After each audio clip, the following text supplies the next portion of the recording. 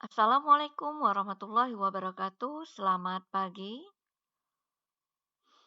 Selanjutnya kita akan mempelajari alkana pada video ini, di mana sebelumnya kita sudah mengenal tentang hidrokarbon.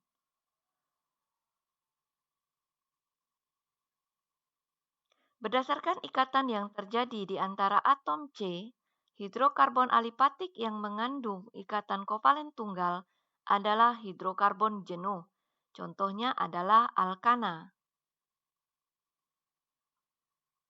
Bahan bakar yang kita gunakan untuk keperluan kita sehari-hari adalah senyawa karbon yang termasuk golongan alkana. Contohnya minyak tanah, bensin, LPG. Kemudian bahan bakar alat transportasi. Semuanya mengandung senyawa alkana. Bagaimana rumus dan sifat-sifat alkana? Yuk kita akan bahas pada materi berikutnya. Jadi, diikuti dengan baik ya. Alkana memiliki rumus umum CnH2n tambah 2. N adalah jumlah atom. Penggantian atom H atau atom C yang lain akan menghasilkan suatu deret homolog atau sepancaran, yaitu suatu seri susunan hidrokarbon yang setiap anggota berbeda sebanyak CH2 dari anggota berikutnya. Sifat-sifatnya berubah secara bertahap dan teratur sesuai dengan bertambahnya panjang rantai karbon.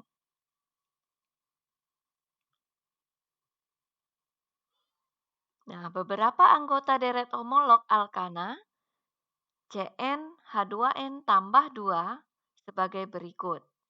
Jadi di sini N tadi adalah jumlah atom. Jumlah atomnya 1, rumus molekulnya adalah CH4. Jadi jumlah atom C-nya 1, maka rumus molekul CH4 namanya metana. Jumlah atom C-nya 2, maka C2H6. Jadi di sini 2 C-nya, di sini N-nya kita ganti 2. 2 kali 2, 4, tambah 2. Jadi 6. Memiliki nama etana. Yang berikutnya yang ketiga dengan jumlah atom C-nya 3. Di sini 2 dikali 3 tambah 2. Namanya propana. Kemudian yang jumlah atomnya 4. C-nya 4. Kemudian H2N. N-nya kita kali. Berarti 2-nya kali 4. Tambah 2. Jadi C4H10 dengan nama butana. Jadi untuk rumus molekul seterusnya menggunakan rumus umum alkana.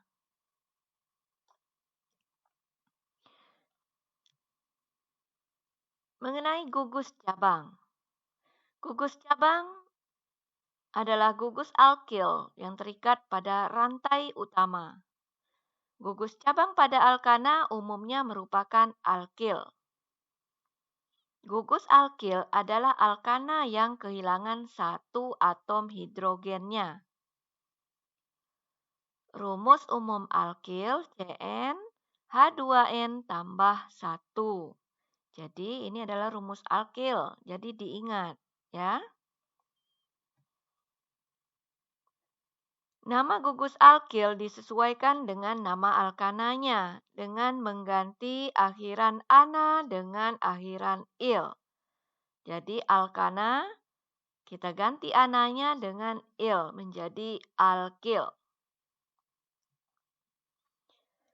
Gugus alkil dari senyawa alkana.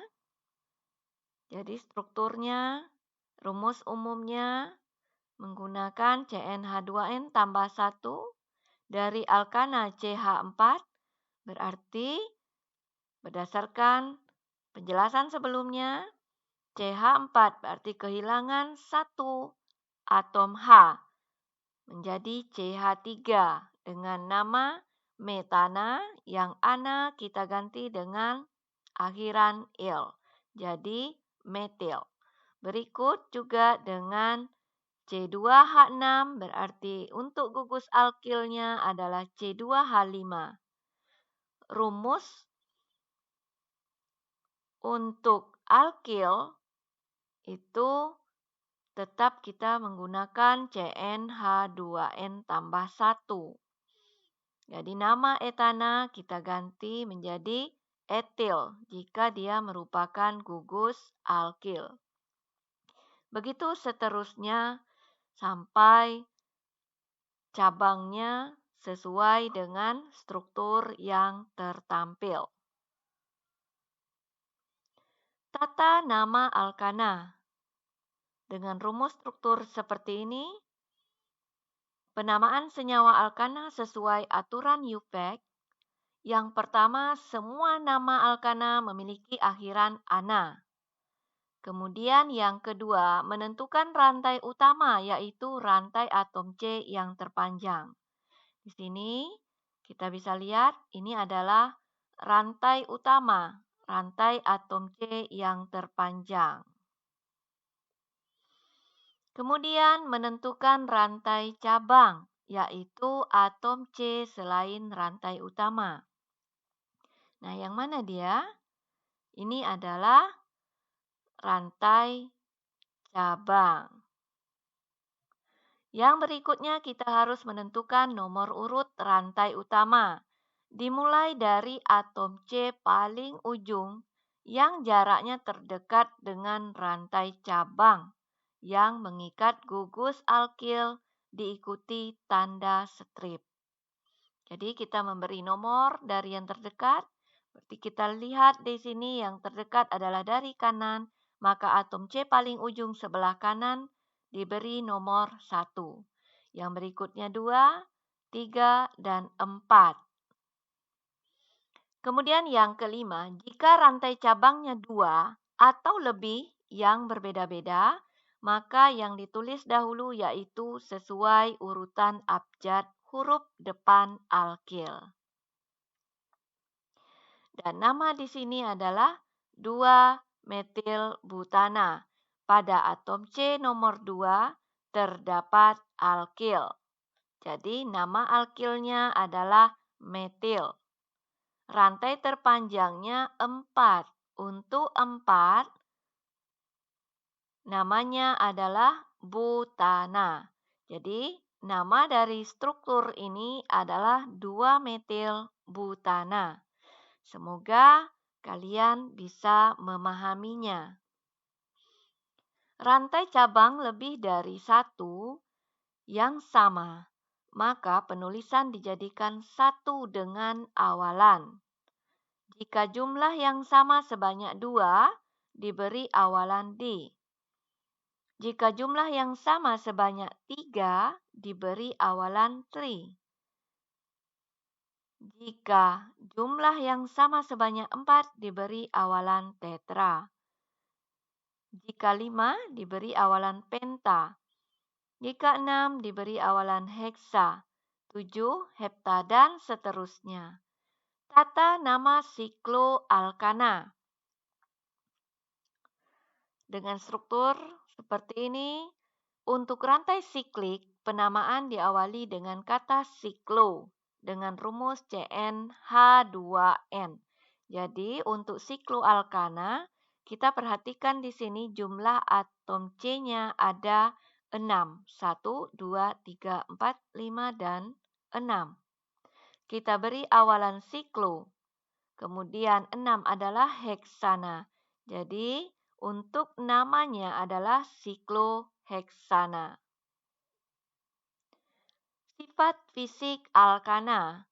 Yang pertama, alkana merupakan senyawa non-polar. Yang kedua, wujud alkana rantai lurus pada suhu kamar berbeda-beda, bergantung pada panjang rantainya.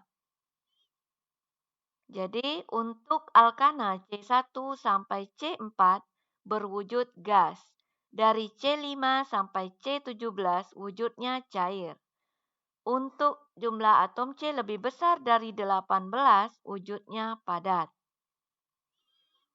Yang ketiga, makin besar MR atau massa molekul relatif, titik leleh dan titik didihnya makin tinggi.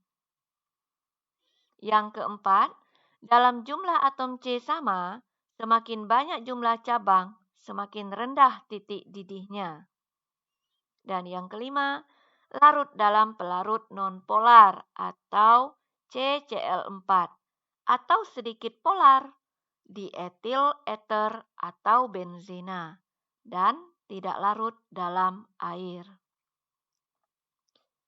Untuk sifat kimia alkana, alkana dan sikloalkana tidak reaktif, cukup stabil apabila dibandingkan dengan senyawa organik lainnya. Yang kedua, alkana dapat bereaksi dengan halogen. Salah satu atom H diganti oleh halogen. Reaksi dengan halogen tersebut dinamakan reaksi halogenasi dengan menghasilkan alkil halida. Yang ketiga, alkana dapat dibakar sempurna menghasilkan karbon dioksida dan molekul air. Nah, apa sih kegunaan alkana? Yang pertama, bahan bakar. Alkana menyusun LPG, bensin, solar, dan aftur. Kemudian yang kedua, berguna untuk pelumas. Alkana rantai panjang digunakan sebagai oli. Dan yang ketiga, sebagai bahan baku industri.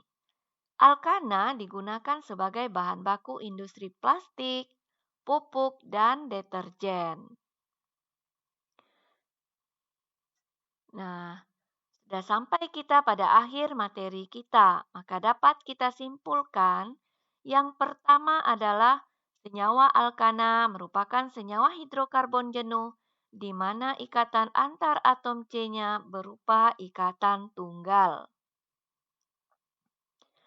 Alkana memiliki rumus umum CnH2n tambah 2.